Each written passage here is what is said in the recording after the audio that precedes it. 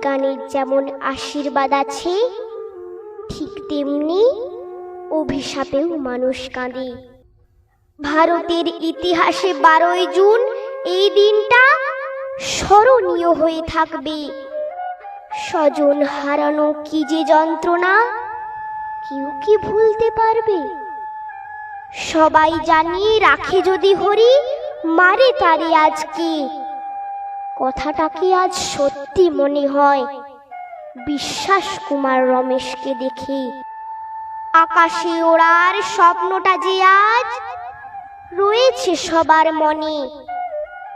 ভগবানের কাছে প্রার্থনা সবার, এই দিনটা আর না যেন আনে।